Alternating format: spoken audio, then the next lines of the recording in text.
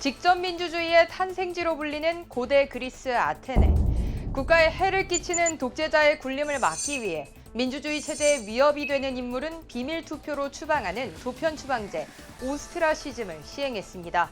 자신이 택한 지도자라도 재구시를 못하면 권좌에서 바로 끌어내리는 권력 견제 장치를 무려 2500여 년 전에도 뒀던 셈입니다. 오늘날 국민소환제도 이런 기능과 맥락이 닿아 있습니다.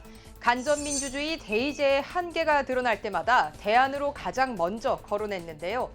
현재 선출직 중 대통령은 탄핵소추권, 지자체장, 지방의원들에 대해서는 주민소환제가 마련돼 있지만 국회의원 견제수단은 선거를 제외하면 사실상 없습니다. 일 안 하는 국회의원은 국민이 임기 중 소환해 투표로 자격을 박탈하는 직접 민주주의 제도를 도입해야 한다는 요구가 커질 수밖에 없는 이유입니다. 여야의 극적인 합의로 국회는 열렸지만 민생과 경제를 챙기라는 민심은 이미 분노로 바뀐 지 오래입니다.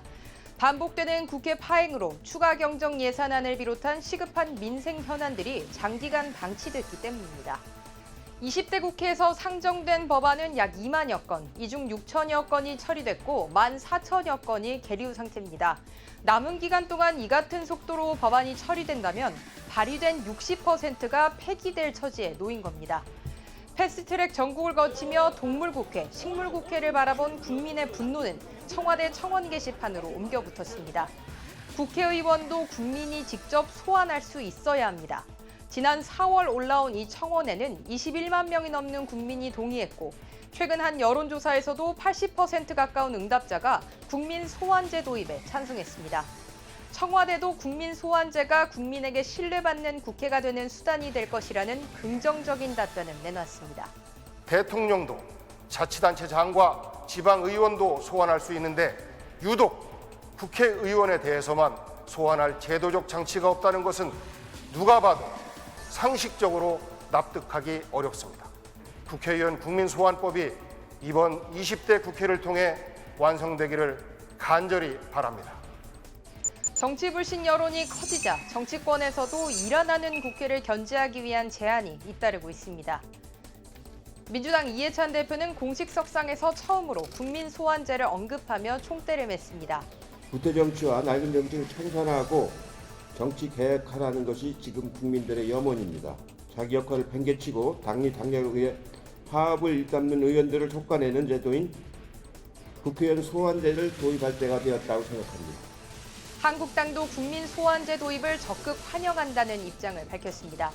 다만 여당이 국회 파행의 책임을 야당에게 돌리고 있다면서 일 못하게 업무를 방해하는 의원도 국민 소환 대상에 포함시키겠다고 엄포를 놨습니다. 일하는 국회, 민생국회를 만들기 위한 제도 만들겠습니다. 다만 우리가 마련할 법안에는 이해찬 대표와 같이 날치기나 거듭해 가면서 의회 민주주의 뿌리를 흔들어서 결국 국회를 마비시키는 이른바 업무방해 의원도 국민소환 대상에 포함될 것이라는 말씀을 드립니다. 정동영 민주평화당 대표는 아예 국민소환제를 당론 입법으로 대표 발의했습니다. 15년 역사를 가진 국회의원 소환제, 국회의원들의 반발에 밀려서 지방의원 소환제, 지방자치단체장 소환제에 머물렀지만 이제 일 안 하는 국회에 대한 국민들의 분노가 하늘을 찌르고 있습니다. 지금이 적기라고 생각합니다. 평화당 정동영 대표의 법안을 포함해 현재까지 국회에 발의된 국민소환제 법안은 모두 5건. 앞서 민주당 김병욱 의원과 한국당 황영철 의원이 대표 발의한 법안은 유권자 15%가 서명하면 국민소환을 청구할 수 있도록 했고 유권자의 3분의 1이 투표에 참여하고 과반이 찬성하면 물러나게 할 수 있도록 했습니다. 더 나아가 민주당 박주민 의원의 법안은 자신의 지역구가 아닌 국회의원도 소환할 수 있도록 했습니다.